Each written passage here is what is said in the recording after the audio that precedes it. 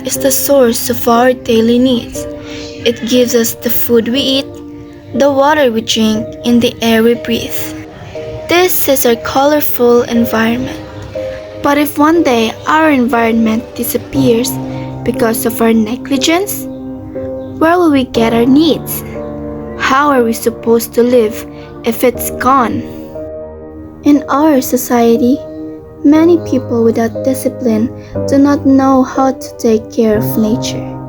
All they know is how to get what they want, even if it destroys the environment. Cutting down trees and throwing waste anywhere are some of the biggest problems we face today.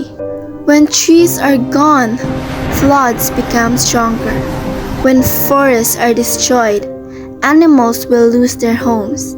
When trash are burned or scattered, it causes disease and pollution that hurt people and the earth.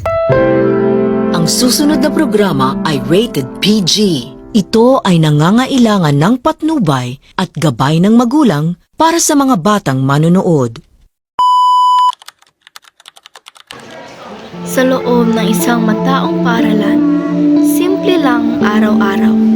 Klase, pagkain, tawanan, pero sa likod ng saya, may maliit na problemang matagal nang nakakaligtaan. Tara na, Angel, tapos na ako kumain. Laika, basura mo, itapon mo muna. Mamaya na si Mang As naman maglilinis niyan. Isang simpleng ugali na nagdadagdag sa bigat ng isang taong tahimik na nag-aalaga ng paaralan.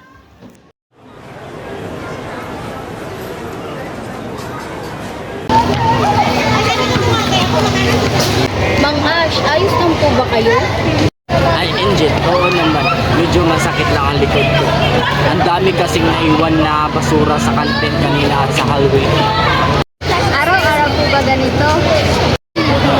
Halos oo anak, minsan hindi na nga alam kung saan unahin. Pero trabaho ko to, kaya kakayanin. Kung mas magiging responsable lang kami mga estudyante, mababawasan sana ang trabaho ninyo. Hindi naman kayo sinisisi. Pero malaking bagay na ang pagtapuan ng tama.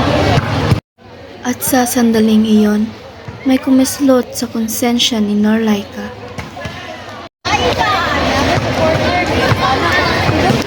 Norlaika, okay ka lang? Angel, si Mang As, sobrang pagod na siya. Naisip ko rin na ang dami ko palang naidagdag sa trabaho niya. Importante, na-realize mo, hindi pa huling magbago. Gusto ko nang tumulong, gusto ko nang magbago. Hindi dapat nasa sahig ang basura, dapat nasa tamang basurahan. Ang isang mabuting halimbawa, mas malakas pa sa 10 paalala.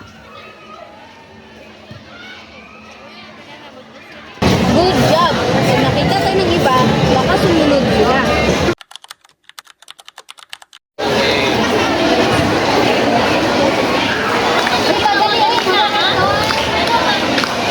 Gina, G.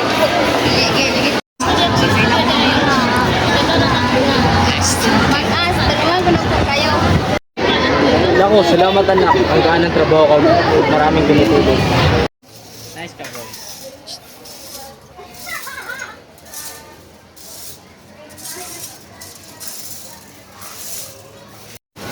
Ang dami namang basura dito. Ngayon ko lang napansin. Oo, pero kapag nagtutulungan, ang bilis din pala linisin. Kaya nga.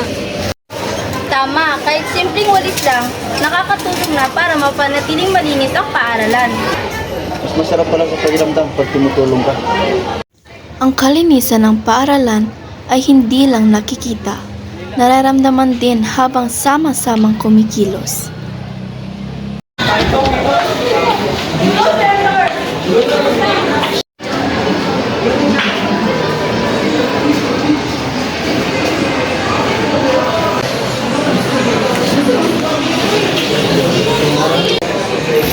Kasi pag nakasiyo, ano meron?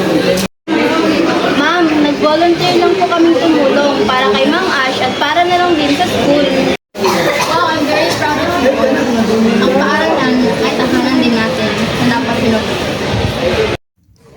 Unti-unti, ang maling nakasanayan napapalitan ng tamang gawi. Nalaman ko na ang roper ko pala ang nagpapahiran sa iba. Simula ngayon, mas magiging responsibilidad na ako. Kaya nating baguhin ang paaralan kung magsusunod tayo sa maliit na aksyon. Salamat malaki na inyong matulong. Kami po ang dapat magpasalamat mga Ang kalinisan ng paaralan ay nagsisimula sa maliit na aksyon. Sa isang tamang pagtapon, may malaking pagbabago. Tayo ang simula ng mas malinis na kabukasan.